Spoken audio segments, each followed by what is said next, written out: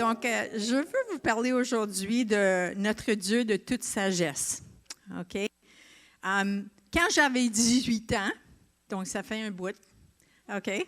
Ça fait quelque temps, j'étais dans une étude d'un livre intitulé « Voici mon Dieu ». J'ai le livre, c'est en anglais, OK?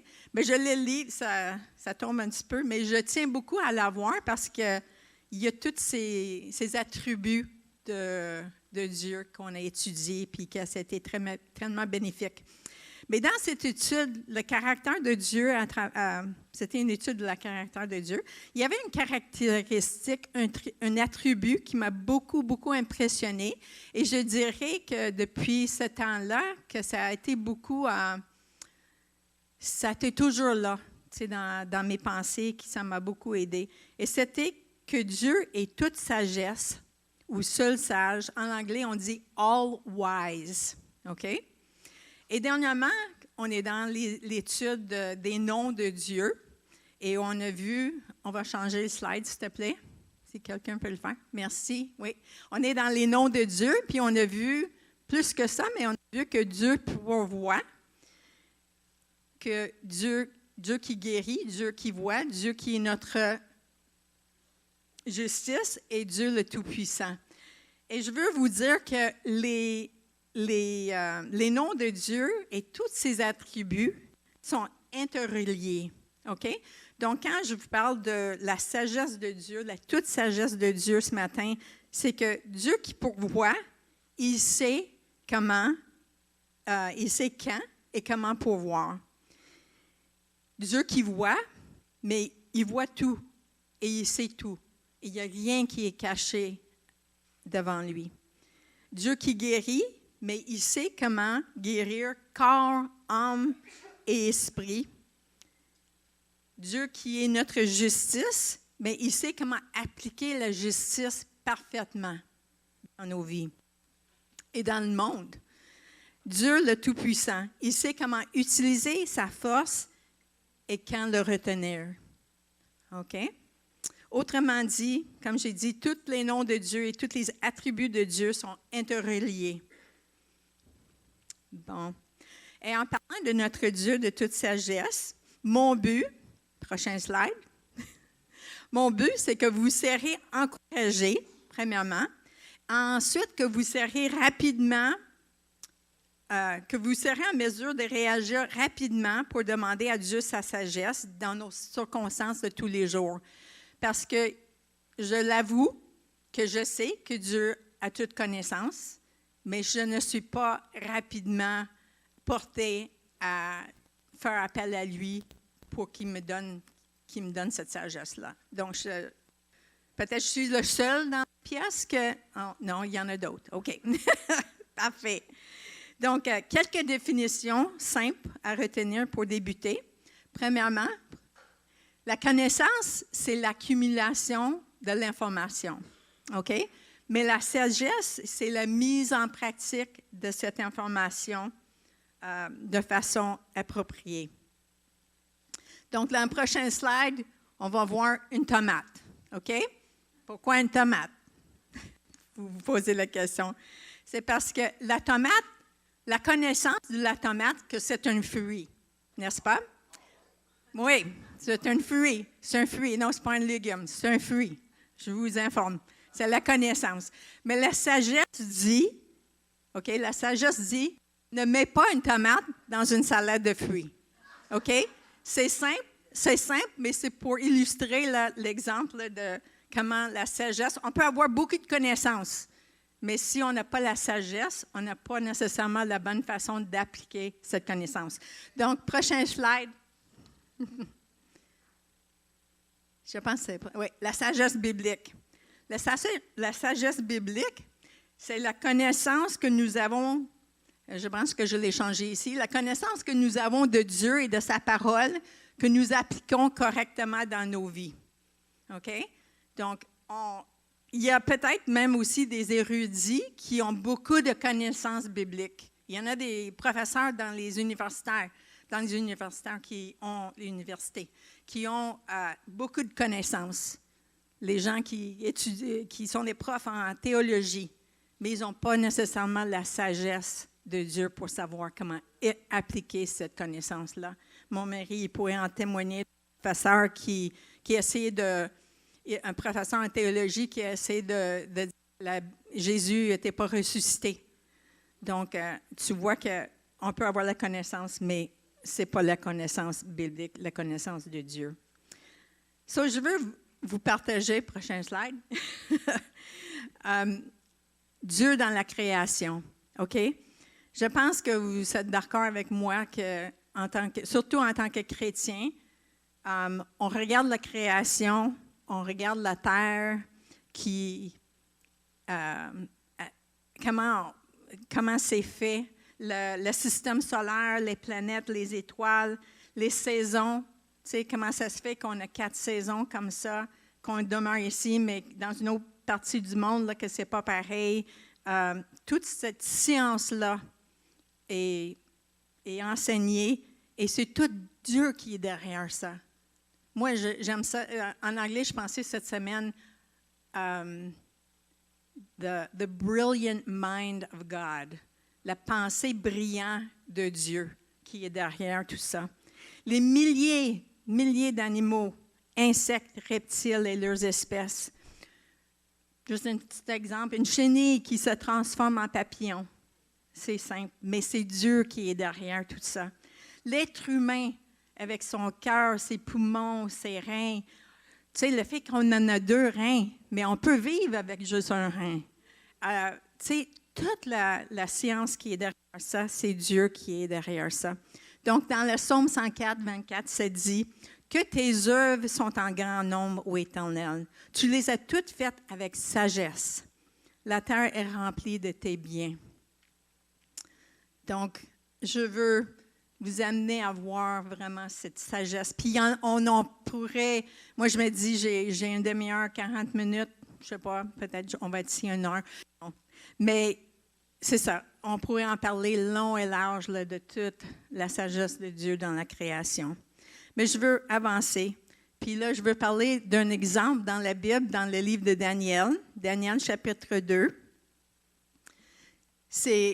Je vais vous raconter l'histoire parce que c'est long un peu, mais aussi, je veux juste souligner que Daniel reconnaissait que la sagesse appartient à Dieu. Dans le 2e chapitre de Daniel, on a l'histoire du roi Nebuchadnezzar qui a eu un rêve troublant. OK? Et le roi demande aux sages de Babylone, il dit, « Je veux que vous me disiez c'était quoi mon rêve et c'est quoi l'explication. » Je ne sais pas pour vous autres, mais si mon mari a eu un rêve hier, il me dirait, mais tu me dirais c'était quoi mon rêve, puis c'est quoi l'explication. Premièrement, je ne pourrais pas lui dire c'était quoi son rêve, je ne sais pas moi. En tout cas, c'était un petit peu, ils étaient dans cette situation-là. Et il a demandé aux sages de Babylone de lui raconter son rêve et l'explication. Et puis il leur menace avec le fait que s'ils ne le font pas, ils vont être mis à mort. OK, mais là, c'est tendu pas mal. La tension, ça monte. Et 2 fois, le groupe des sages, ces groupes de sages-là, à ce moment, dans le palais royal, à ce moment-là, Daniel n'était pas là. Il y avait des astrologues, les sorciers et les prêtres chaldéens. Puis, ils ont paniqué un peu, puis ils ont plaidé avec le roi, puis ils ont dit, on ne peut pas, c'est une tâche impossible pour nous de faire ça. Et le roi insistait, puis ils ont plaidé encore. Il dit, il n'y a que des dieux qui pourraient te dire c'était quoi ton rêve puis l'explication. Donc là, mais il s'est fâché. Après le 2e fois, il s'est fâché, puis il a envoyé la garde là, pour préparer leur exécution. Donc là, le garde, il s'en va, puis il rencontre Daniel, puis Daniel se demande, mais qu'est-ce qui se passe, puis tout ça. Puis il lui raconte qu'est-ce qui s'est passé. Et Daniel, il est allé rapidement voir le roi, puis il a demandé, il dit, donne-moi 24 heures. En tout cas, il dit, donne-moi 24 heures, puis je vais implorer mon Dieu pour savoir c'était quoi l'explication de ton rêve, le rêve et tout ça. Donc, le roi a donné l'accord, il dit, OK, tu as 24 heures. Donc, Daniel, il s'en retourne chez lui, puis il convoque ses 3 amis, OK? Ces 3 amis, je vais vous donner les noms, mais c'est peut-être, vous connaissez leur nom babylonien, mais je vais donner les noms hébreux. Anania, Michaël et Azaria. Et Daniel les invite à prier avec lui que le rêve lui serait révélé et l'explication. Et on va regarder ici, et on voit ici, mais la prochaine slide aussi, il dit en Daniel 2, 19, « C'est alors que le secret fut révélé à Daniel dans une vision pendant la nuit. Il bénit, et moi je me dis, une vision pendant la nuit. OK, mais ça ne dit pas qu'il dormait, parce que je me dis, il me semble que si tu t'en vas te faire mise à mort le lendemain, là, tu ne dors pas fort. Mais en tout cas, il dit, il bénit le Dieu du ciel en disant que le nom de Dieu soit béni d'éternité en éternité. C'est à lui qu'appartient la sagesse et la force. C'est lui qui change les temps et les circonstances, qui renverse et établit les rois, qui donne la sagesse aux sages et la connaissance à ceux qui ont de l'intelligence. C'est lui qui dévoile ce qui est profondément enfoui et caché, qui connaît ce qui est dans les ténèbres et la lumière réside auprès de lui. Dieu de mes ancêtres, je te dis toute ma reconnaissance et ma louange parce que ce que tu m'as donné, parce que tu m'as donné la sagesse et la force, et parce que tu m'as fait connaître ce que nous t'avions demandé, parce que tu nous as fait connaître ce qui concerne le roi. Après ça, Daniel, je vais vous laisser lire le reste. Je vous laisse en suspens. C'était quoi le rêve? Je pourrais vous raconter ça, mais je vous laisse en suspens. Parce que ce que je veux highlighter, ce que je veux souligner, c'est vraiment que Dieu, il savait, Dieu était capable de le dévoiler à Daniel. Et je veux aussi souligner le fait que Daniel, dans sa prière, il démontre de la crainte de l'Éternel. OK? Et puis là, dans le psaume 111, verset 10, c'est le prochain slide. Allô? Prochaine slide? Oui. OK. Donc, vous voyez tout. J'avais une animation à ça, mais pas grave. On y va avec ça. Donc, la crainte de l'Éternel est le commencement de la sagesse. Mais la crainte de l'Éternel, beaucoup de gens pensent que c'est de tout tremblant. Et je pense, je vais dire qu'il y a peut-être un élément à ça. Mais c'est beaucoup le respect et la révérence. Ce n'est pas la peur qui emporte dans ça. C'est vraiment le respect et la révérence. Puis on voit ça dans l'attitude de Daniel dans sa prière, que lorsque Dieu a répondu à sa demande de connaître le rêve.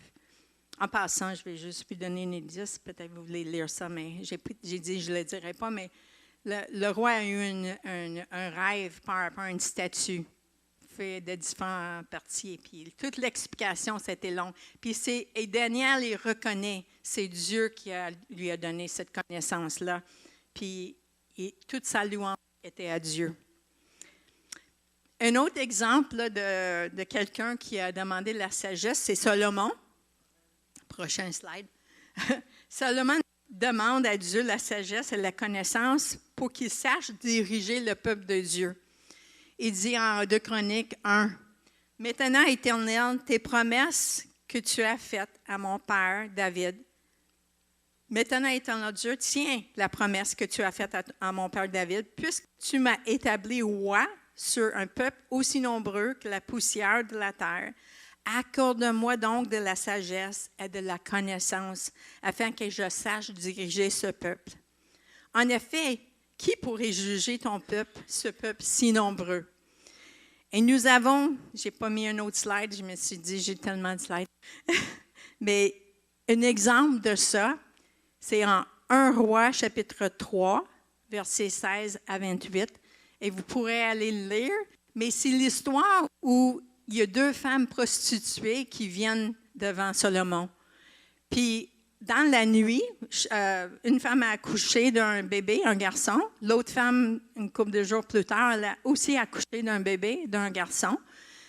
Et dans la nuit, c'était la première fois, on va dire la première femme, la deuxième femme, mais c'est ça. Dans la nuit, une des femmes a roulé sur son bébé, puis le bébé était mort. OK?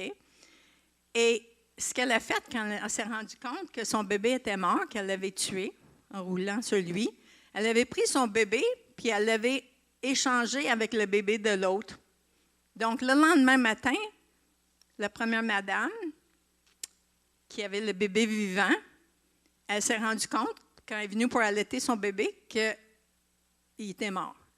Puis, elle ne pouvait pas l'allaiter. Et elle a regardé plus proche, puis elle a dit, mais non, c'est pas mon bébé, ça. Donc, en tout cas, là, ils sont devant le roi pour décider, pour que lui, il décide pour eux, c'est le bébé de qui. Et Salomon, dans sa sagesse, il a dit, OK, on va couper le bébé en deux, parce que les femmes s'assassinaient, on va couper le bébé en deux, puis on va donner chacun. C'est la justice, n'est-ce pas? On va donner la moitié à chacun. Sauf que la maman, que c'était son bébé vivant, elle n'a pas voulu que cet enfant-là aussi soit mort. L'autre, elle s'en foutait. Son fils était déjà mort. Mais la vraie maman, elle a réagi. Et Salomon a dit à la suite, il a dit, donne le bébé à la première femme. C'est elle la maman. C'est évident. Et c'est ça. Cette sagesse-là, c'est marqué à la fin de... Je pense que j'ai peut-être le verset. Ah oui. Tout Israël a pris le jugement que le roi avait prononcé, et l'on éprouvait de la crainte envers Salomon. En effet, on avait constaté qu'il bénéficiait de la sagesse de Dieu pour exercer la justice. Donc, on voit cet exemple de Salomon. Mais je pourrais vous en donner plein d'exemples. Et j'ai pensé à le roi Josaphat. Ça, dans cet exemple-là, Josaphat, il ne dit pas dans le texte qu'il a cherché la sagesse de Dieu. Ça dit tout simplement qu'aussitôt, parce que Josaphat, son histoire, c'est qu'il y avait une armée nombreuse qui s'en venait sur eux pour les attaquer.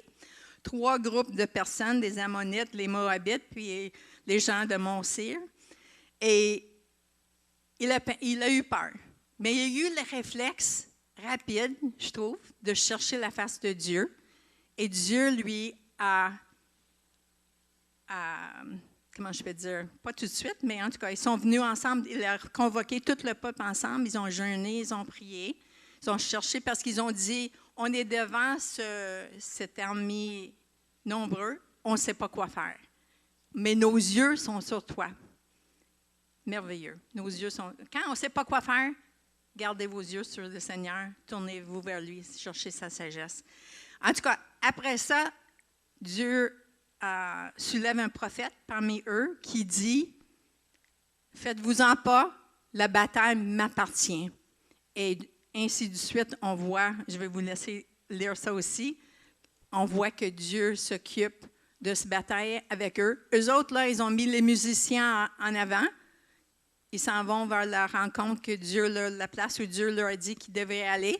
Puis une fois arrivés là-bas, les 3 armées se sont entretuées. Donc, il n'y avait rien à faire.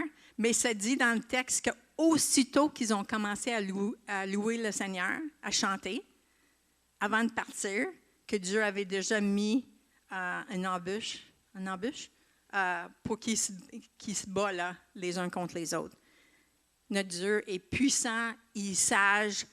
Tout ça, ça vient ensemble dans son caractère. Et là, on voit dans l'histoire d'Esther, tous les livres d'Esther, OK, que Dieu a placé une jeune fille juive dans le palais royal pour un moment propice. Et elle est devenue instrumentale à sauver son peuple juif d'un homme très malin. OK?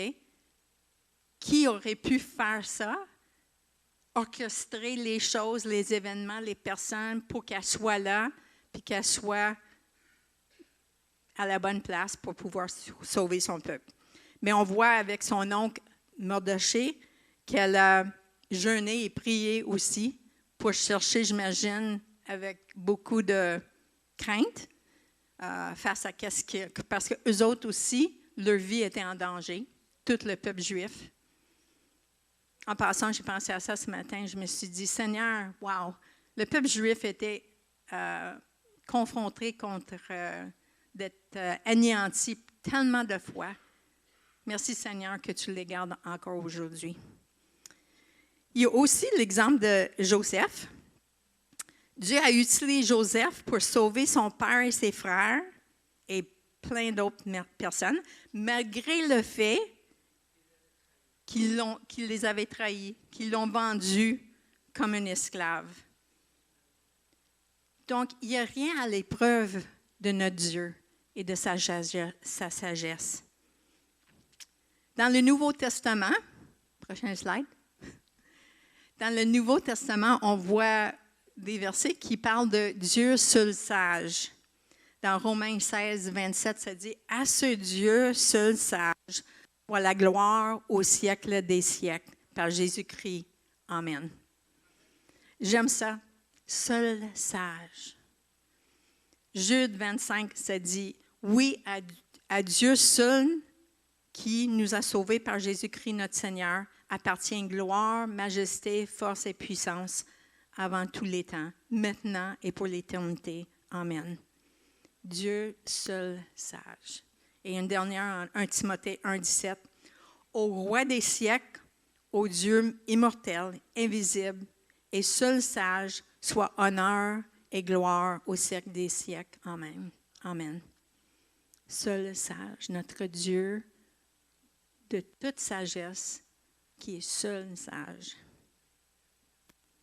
Mais le plan de Dieu peut sembler parfois illogique et incompréhensible et même fou à nos yeux. Oh boy! Je ne sais pas si je sais comment l'utiliser. On va tester. Oui. Oh, OK. Parfait. Oups. Je vais reculer. Ah non. Je vais reculer. OK. Ouf. Oh boy. Je peux peut-être mieux de ne pas le faire. Merci, Michel. OK. Ça, c'est ça. Le plan de Dieu peut sembler des fois illogique, incompréhensible. Et je dirais même, j'ai déjà pensé ça, c'est fou à nos yeux. OK? Comme, par exemple, en 2 Chroniques 20, quand on parle de mettre les musiciens en avant pour aller confronter une armée de 3 peuples qui s'en viennent chez vous contre toi, c'est comme, yeah, je ne sais pas si je voudrais être en avant là, avec les musiciens. Josué 6, avec l'histoire de Jéricho, de faire le tour de la ville 6 fois, une fois pour 6 jours, puis ensuite le 7e jour, de faire le tour de la ville 7 fois, puis ensuite le 7e fois, de sonner des trompettes, puis les murs allaient s'écrouler. C'est le chef de l'armée du Seigneur qui a dit ça à Josué. Vous allez faire ça. Et c'est ça, c'est pas toujours logique à nos yeux. Ma sœur ici a dit c'est souvent pas logique. Mais pas toujours. En tout cas, prochain slide. Nous ne comprendrons jamais pleinement les voies de Dieu, ni ne serons en mesure d'offrir des raisons concrètes pour tout ce qu'il permet. Dans sa toute sagesse, Dieu permet ce qui pourrait empêcher afin d'accomplir sa plus grande gloire et notre plus grand bien. Et d'autres fois, il empêche ce qui pourrait permettre pour la même raison, sa plus grande gloire et notre plus grand bien. Il permet ce qui pourrait empêcher. OK? J'ai l'histoire en tête. Je me dis, peut-être vous ne connaîtrez pas la madame, mais une madame qui, à l'âge de 17 ans, elle a plongé dans un lac. Puis au fond du lac, là, elle a frappé sa tête sur une roche. OK? Et le résultat de ça, c'est qu'elle est devenue quadriplégique. OK? Et ça lui a pris un bout avant de ne plus être fâché avec Dieu, qu'il a permis ça. Seigneur, comment ça se fait? Tu sais, plein de monde, là, ils plongent dans des lacs, puis moi, je plonge dans un lac, puis je me frappe la tête sur une roche. Et elle a failli se noyer parce qu'elle n'était pas capable de nager, mais sa sœur l'a sauvée, est allée l'aider. Mais aujourd'hui, elle a 70 ans, cette dame-là. Et elle a un ministère dans le monde entier pour aider les gens qui ont des handicaps, aider les familles de ces personnes-là. Et elle a un témoignage pour Dieu. Elle a une beauté qui éclate. Quand je vois, chaque fois que je vois je pense que je ne l'ai jamais vue, mais je ne le vois pas tous les jours non plus, là, mais elle est toujours souriante. Elle est toujours souriante. Elle est toujours reconnaissante pour Dieu, même pour cet accident que Dieu l'a permis. D'autres fois, il empêche ce qui pourrait permettre pour la même raison, sa plus grande gloire et notre plus grand bien. L'exemple que je pense, c'est Jésus-Christ dans le jardin de Gethsémani.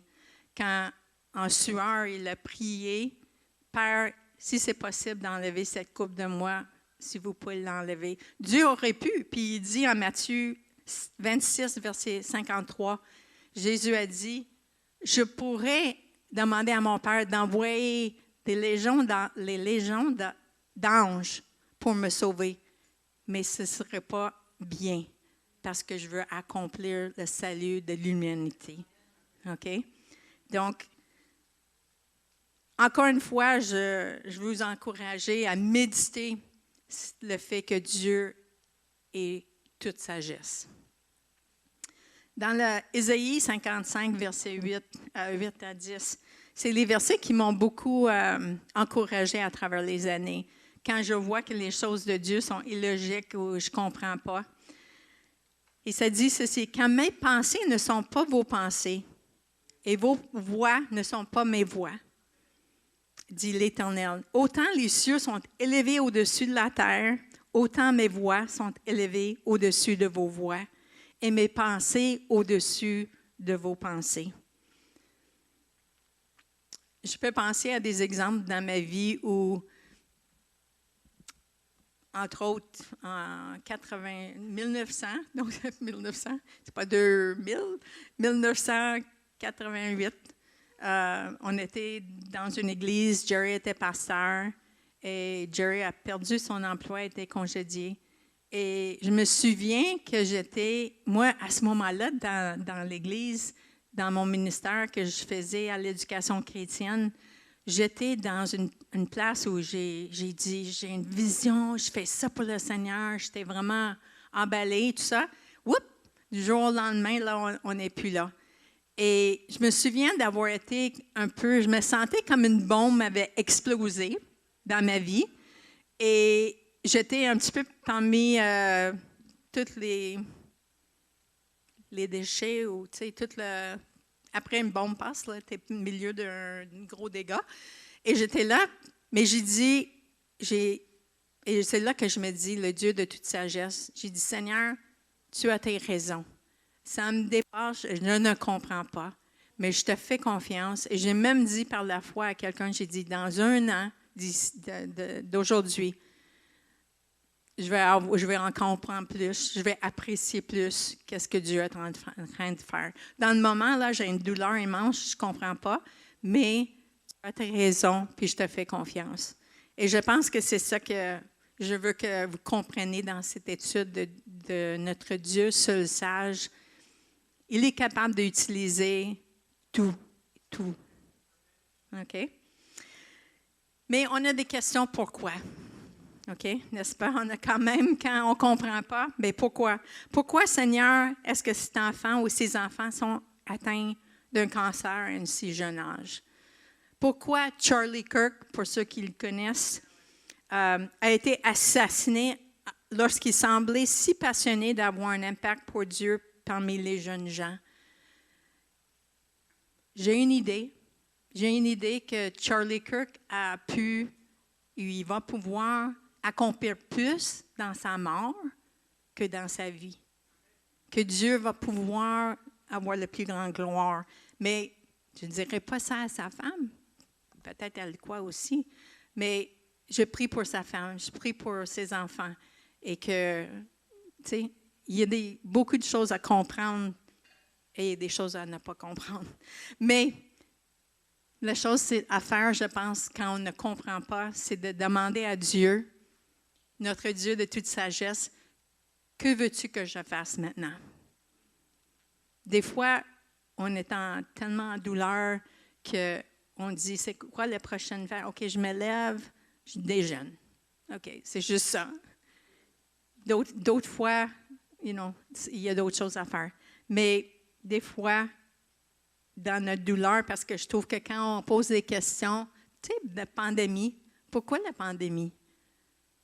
J'ai mes idées, mais tu sais, c'est Dieu qui est en contrôle de tout ça. Et je veux me rappeler les versets en Romains 11, verset 33. Quelle profondeur ont la richesse de la sagesse et de la connaissance de Dieu, que ses jugements sont insondables et ses voies impénétrables. Quelle est la profondeur? Quelle profondeur ont la richesse? Dans beaucoup de vos Bibles, ça me dérangeait un petit peu cette semaine quand j'ai étudié ça, parce que dans beaucoup de vos Bibles en français, c'est marqué « Quelle profondeur ont la richesse, virgule, la sagesse, virgule, et la connaissance. » Et je me suis dit, la richesse, c'est comme ça, c'est pas logique. Je ne comprenais pas. Mais après ça, dans d'autres versets, j'ai regardé d'autres traductions et je l'ai changé pour dire ça. Quelle profondeur ont la richesse de la sagesse et de la connaissance de Dieu? C'est les richesses dans sa sagesse et sa connaissance que ce verset-là veut souligner. Et en Romains 8, 28, on a le fameux verset qui dit « Du reste, nous savons que tout contribue au bien de ceux qui aiment Dieu, de ceux qui sont appelés conformément à son plan. » On sait que, on voit ça dans la vie de Joseph, c'est l'exemple classique de comment Dieu utilise même le péché de ses frères, leur jalousie et tout ça, pour amener Joseph à quelque part. Mais comme j'ai dit à Jerry cette semaine, on parlait, puis j'ai dit, mais est-ce que Dieu aurait pu faire ça sans qu'il soit vendu comme esclave? Qu'est-ce que vous dites? Est-ce que Dieu aurait pu accomplir ça, la même chose? Oui, oui. Dieu, il va prendre ce qui s'en vient, puis il va s'arranger. Il va accomplir son plan le plus sage. Le dernier verset que je veux lire, et puis c'était un long le texte, mais c'est notre Dieu de toute sagesse dans notre salut. OK? En 1 Corinthiens 1, versets 20 à 31, sois patient avec moi, je n'ai pas mis tous les versets, mais je vais les lire tous. OK? Où est le sage? Où est le spécialiste de la loi? Où est le discoureur de l'ère actuelle? Dieu n'a-t-il pas convaincu de folie la sagesse de ce monde? Puisqu'à travers cette sagesse, le monde n'a pas connu Dieu en voyant sa sagesse. OK? La sagesse du monde n'a pas amené les gens à voir la création, à voir sa sagesse dans tout ça.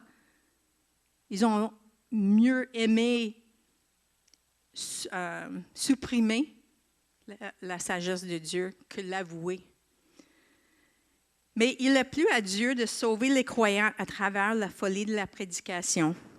Les Juifs demandent un signe miraculeux et les Grecs recherchent la sagesse. Or nous prêchons un Messie crucifié, scandale pour les Juifs et folie pour les non-Juifs. Mais puissance de Dieu et sagesse de Dieu pour ceux qui sont appelés, qu'ils soient juifs ou non. En effet, la folie de Dieu est plus sage que les hommes et la faiblesse de Dieu est plus forte que les hommes. Considérez, frères et sœurs, votre propre appel. Il n'y a parmi vous ni beaucoup de sages. Je m'inclus là-dedans, je ne suis pas pas beaucoup de sagesse, selon les critères humains, ni beaucoup de puissants, ni beaucoup de nobles. Mais Dieu a choisi les choses folles du monde pour couvrir de honte les sages, et Dieu a choisi les choses faibles du monde pour couvrir de honte les fortes. Dieu a choisi les choses basses et méprisées du monde, celles qui ne sont rien, pour réduire à néant celles qui sont, afin que personne ne puisse faire le fier. Le fier? OK, je pensais qu'il y aurait eu un E. Le fier devant Dieu.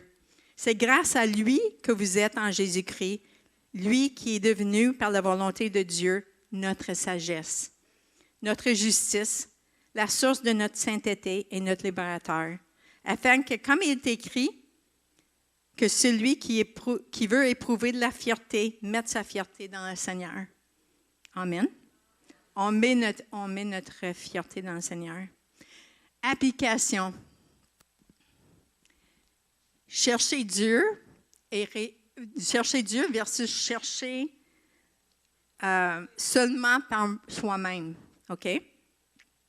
Je vais vous lire une citation que j'ai lue dans une autre étude que je fais, qui m'a beaucoup, quand j'ai lu ça, j'ai dit, c'est vrai pour moi en tout cas. Peut-être pas pour vous, mais je soupçonne peut-être des fois.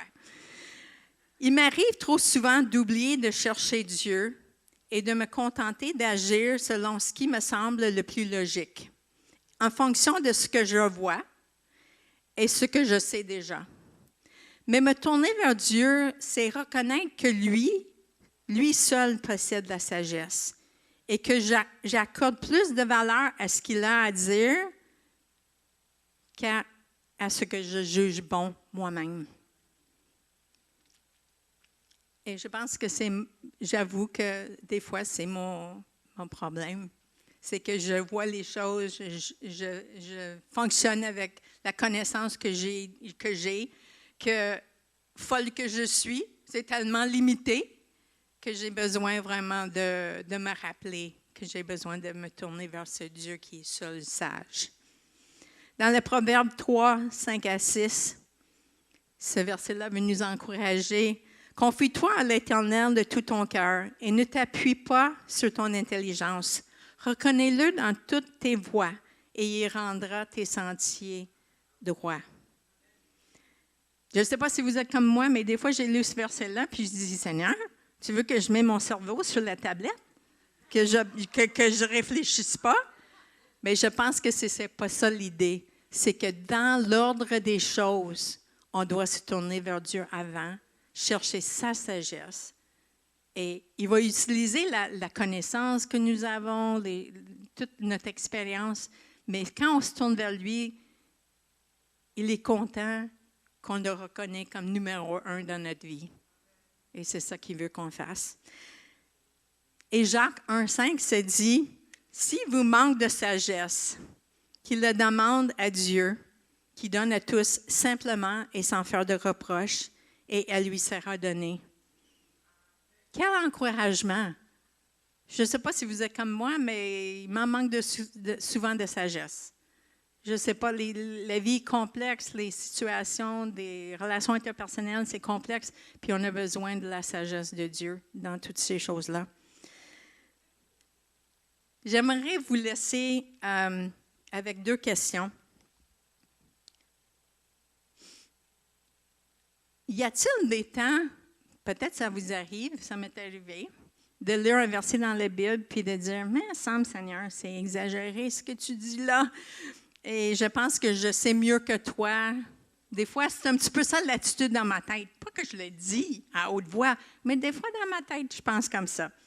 Donc, y a-t-il un domaine où tu te penses plus intelligent que Dieu? Bien, je vais vous dire qu'il faut repentir de cette façon de penser. Il faut dire à Seigneur, je te demande pardon, parce que c'est une folie que je pense ça. Je me souviens des versets que j'avais pensé ça, c'était en Jean 15, où ça disait que tu ne peux rien faire sans moi. Et j'ai dit au Seigneur, il me semble que je peux faire bien des choses sans toi.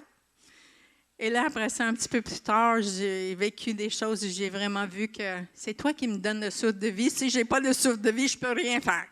Donc, c'est comme notre Dieu est seul sage. So, ça, c'est la première question. Est-ce que tu te penses plus intelligent que Dieu? Mais il faut se repentir de cette façon de penser.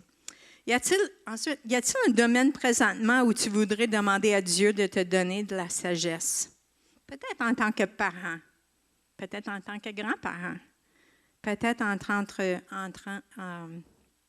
comme patron ou travailleur. Peut-être tu travailles dans un emploi où tu ne t'entends pas bien avec le patron ou tu n'aimes pas comment ça fonctionne. Tu as besoin de la sagesse de Dieu pour savoir comment réagir dans cette situation-là. Peut-être en tant qu'épouse ou époux avec ton mari que tu ne comprends pas comment ça se fait qu'il est comme ça, ou le mari ne comprend pas pourquoi sa femme est comme ça. On a besoin de la sagesse pour savoir. Sylvie t'a parlé de la langue, bien, on a besoin de savoir quand parler et quand ne pas parler. C'est un exemple